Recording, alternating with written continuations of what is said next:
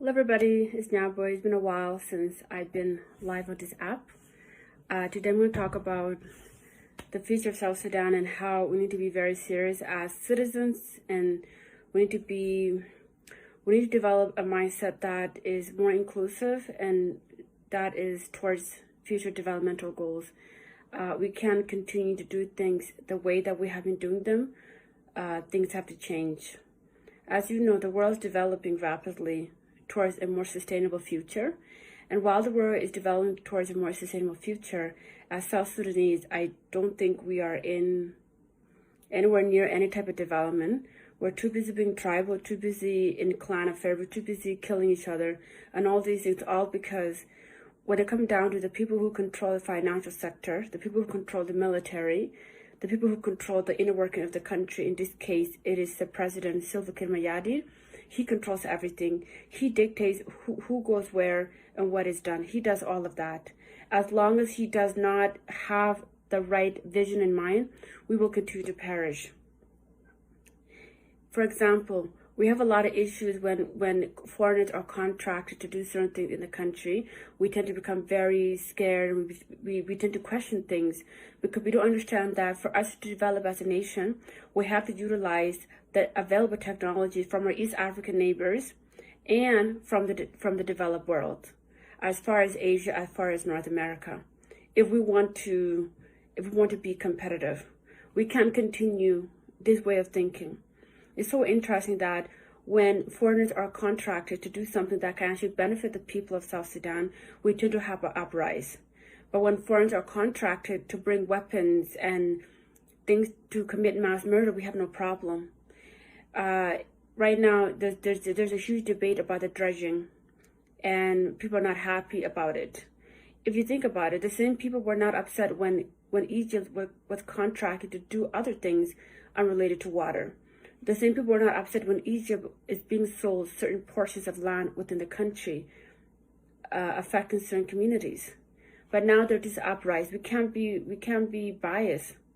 The reality is, no matter how we feel about our East African neighbors, no matter how we feel about Africa in general, no matter how we feel about the world, we need the world to develop, and we have to form partnerships for our own developmental goals. We have to remove emotion. We have to remove tribalism. We have to see things factually and use what's available for our own benefit. We can't continue to be like this because biases take us nowhere. Being ignorant takes us nowhere. Ignorance is the root of all evil. It's not money. Ignorance is the root of all evil.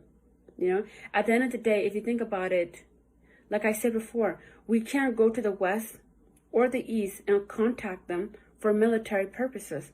When we want weapons to destroy ourselves, we go to them and say, hey, UK, Russia, certain Western countries, I want this and this and that because I'm going to go commit mass murder as the president of South Sudan. But then in the same breath, we are also going to be weary of contacting people to help us with actual problems. So the world should not be good to help us annihilate ourselves, but they're not good enough for us to utilize their available technology for our own benefit. I think as a people, that's really sick of us. It shows that we don't want progress. We don't want things to go forward. We want to stay in the same status quo. But you have to understand, not all of South Sudan wants to be in the same predicament. We want things to change. And for things to change, we have to be consistent in the things that we want. So we have to remove emotion out of this. It's just not about water. We're gonna make sure land from top to bottom, as many layers as possible. We're gonna make sure that the land is clean. We're gonna find mass graves. We're gonna find dead bodies in the waters. We're gonna find whatever nastiness that has been committed in our soil, with teams that are verified to do the job they have to do. There's so many things that have to be done in South Sudan. It's not just about water alone. There's so many things that have to be done, and we have to accept that unearthing those things will bring about the history of the bad things we have done to each other. We cannot be content living in a land that we do not monitor. We don't know what's in our soil. We don't know what is in our waters. As a citizen, you should be concerned about what's in your water. You want to eat fish that is not clean? How do we not know if there are dead bodies in those waters? And then the fish will eat those waters, and then we buy the fish. That's a form of cannibalism. If you're eating something that's eating a dead carcass, that the waters have not been... I have never heard of us actually cleaning our water since independence. How do we know what's in those waters? This is not about Egypt. This is not about Asia. This is not about the West. But it's about that we actually have to do things to clean our waters, to clean our soils. We're literally contaminated. We're contaminated, you guys. We should want to make sure our waters are clean. We should make sure everything about us is clean, so that there's no cross-contamination going on. Because if the water is dirty and the water is contaminated, the fish will be contaminated, so will be the cows and the other animals that we use to eat. It's all interconnected here. Environmental health is everything. Everything is interconnected. No matter how you feel, everything is interconnected. Okay? Even when you commit murder and you throw someone's body in the water, that too is a source of contamination. If there's nothing in place to clean those waters. For our future to be sustainable, we have to monitor, clean, and make sure our water is safe for public good. I'm all for support of making sure our waters are clean. Our rivers and our lakes and small water systems have to be clean. We have to be very diligent in making sure we are safe, you guys. We cannot just afford to just sit back and allow Mother Nature to fend for herself. It's not fair. Especially we're in an industrialized world where garbage. We don't have functioning waste management systems in South Sudan that I know of. We have little projects here and there, but we don't have state-owned waste management systems to treat water and to treat waste. We don't have any of those things. So when those are not being treated by our government, where do they end up into? They end up in the water. They end up in the landfill. It's just not about having a government and saying, oh, I'm South Sudanese, I have a president. It's about having systems in place to ensure all of us have the ability to take care of ourselves. If you don't do that, you're not yet a nation. If you can't control your waste, you're not yet a nation. If you can't treat water in proper water treatment plants, you're not yet a nation. You're like a big village who has not made it yet. Having a country is not about having the idea and the reputation that we brought out the flag and then we're called South Sudanese, but we can barely treat our waste. That's not wise, you guys. That needs to change. And also, our way of life as it is right now will change. A lot of things will change because development is coming. Whether we like it or not, is coming. And we have to get our feelings out of it.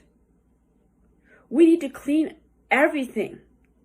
Not only the land and the waters, even our own very souls need to be cleaned. We have to do what's in the best interest for the collective.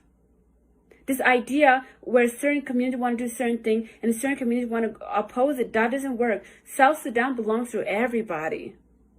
And because it belongs to everyone, what affects everyone? That's borderless. It's called water. Water does not have a border. Water is borderless. All water systems in the world have a relationship. We can't treat water as an independent body from other waters. Everything is interconnected. So we have to do our job as the government of South Sudan and as civilians to make sure everything is clean and ready to go. So let's not undermine our government. I know we have lost faith in our government. We don't think they're the smartest. We have this weird idea that we think we know better than the government. But a lot of what we're doing is just social media. None of us have any certifications in any type of management concerning nature. A lot of people don't. A lot of people are just hyping things up and they don't know what's really going on. Today it's about water. Tomorrow we're going to cry about, oh, we shouldn't contract a certain kind from Asia because they're taking away our job. Like, it's not just about water. This tribal mindset where we have to hoard everything to ourselves and not trust others to help us in areas that we might not be strong in is not going to take us anywhere. You need to have a global mindset. You need to respect contracts, that when things are signed and you read the fine line, you cannot be crossed over as an entity, as a country such as South Sudan. You have to trust your government. We can't be hypocrites. We can't say, oh, we don't trust the government, we need them to come down, blah, blah, blah, but then we don't do anything to change the government system. We don't want to do elections. When elections are near, we create wars. But then the current system, like, we have to make a choice. It's either we rock with the current system, work as a team, and make sure we honor our own soil, our own water system, our people, and bring about a desired result, or we do what we need to do to make sure that this current system is dismantled and we elect leaders that we like. We cannot have it both ways. It's either we work with the current system as they are and expect them to change and expect them to change in the way that we want them to go because we'll be there to pressure them, or we ask for a revolution and we go to the polls. We can't be hypocrites. It's either we support the transitional government or we don't. You can't say you support them, but then when they want to come with something that might save us, you go against it. So those things are very, very important. And today I'm going to keep it very short. I haven't been on live for a while, so I'm just saying hi. So we will continue this conversation throughout the week, but I'm just letting you guys know that we have to be realistic about how we do things. We cannot continue to be hypocrites. It's either we stand with our government and their decisions and try to do the right thing by us, or we make sure they are no longer government. We elect new leaders. We cannot be hypocrites. Things have to change. Are we not tired of living the same status quo? Are we not tired of living the same type of situation? Development is coming. It's not about if development is coming. It's about when. So today it's going to be about water. Tomorrow it's going to be infrastructure development. Tomorrow we're going to have a problem when we say, no cattle within a certain amount from the city limits. When the government say, okay, cattle, goats, and any type of animals that we use for food, they're going to be away from us for a while. Like, not a while, but they're not going to be close to city limits. We're going to have an uproar too. Because then the cattle keeper will say, you're trying to make us hungry. We won't have food to eat, blah, blah, blah. We're going to come up with another excuse. We're never enough. We're never content. Development is so foreign to us that when we bring about topics about development and things to implement it, we will have uprising because you don't quite understand anything yet, because you have not experienced the benefit and the fruits of development. So you don't believe it can happen. But we have to trust that our government is going to work together like this for the benefit of the collective. We have to work together, you guys. We don't want to go back to war. We don't want blood to be shed over egos. We have to work together to make sure the country of South Sudan has a prosperous future. When we keep doing everything to undermine our own government, then at this point we're the problem as civilians. We're the problem here. We cried and said we need a unified government because we want different tribes to be reflected in power, and we want to make decisions that benefit all of South Sudan. We got that. But then we are undermining the same government because it's not how we quite like it. There's no such thing as perfection in life. What's constant is change. And we have to be with the program. Things are changing. We have to work together. Whether it be the dredging issue, whether it be the cattle issue, whether it be the fish, the environment, finance, education, healthcare, we're going to make decisions as a unit, as a unified force. So if you're not ready for a truly unified South Sudan, maybe South Sudan may not be the country for you. Maybe South Sudan is not the country for you. If you're not ready to listen to your government, you're like a parasite when you go against the host. The host here It's the unified force. And you, the parasite, say, oh, I don't like this composition. I wanna have holes and cracks in here because I'm not quite pleased with this arrangement. You have to start somewhere to go where you want to go. Nothing just happens. Like they say, Rome was not built in a day. And South Sudan will not be built in a day.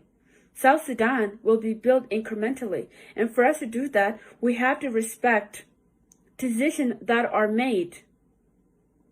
It's simple as that. Decisions have to be made by our government, and then we have to respect those decisions. And then when we want to critique something, we want to be well informed. It's simple as that. It's either you want a unified government to work for the benefit of South Sudanese, or you want us to go back to war. It's really that simple. So let's not add more wood to the fire. Let's try to quench the fire. Let's try to cool the fire by working together with our governing bodies and hold them accountable based on the promises they will make for the benefit of our people in the end. So I'm happy for those of you who tune in today. And that's just, I haven't been here for a while, so it's a quick recap. So many things will be happening this month. I know July 9th is coming up for our Independence Day. I'm not sure what South Sudan has planned, and I'm not sure what has been planned in the West, but it will be cool to see some celebration. So let's just be proud of who we are and understand, let's catch each other some slack. Like, we are going through it, and for us to go where we want to go, we fundamentally have to see each other as one. Okay, the fragment that we've created, the tribes that we've created, they're all mental. The things you make up in your own head. It's a form of mental illness. Tribalism is a form of mental illness. When you don't want something good for another person, especially in this case a tribe, you don't have good mental health. Because for you to be fully invested in the downfall of another community, even the downfall of your own nation, you have a mental health problem.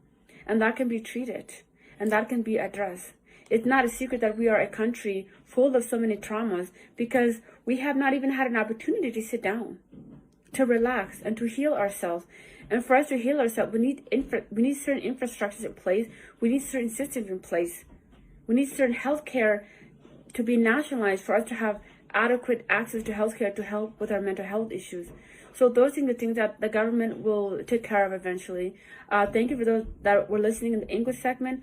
I will end this broadcast and I'll go live again in a minute or two in Toknat. See you guys a few days from now. Thank you for watching.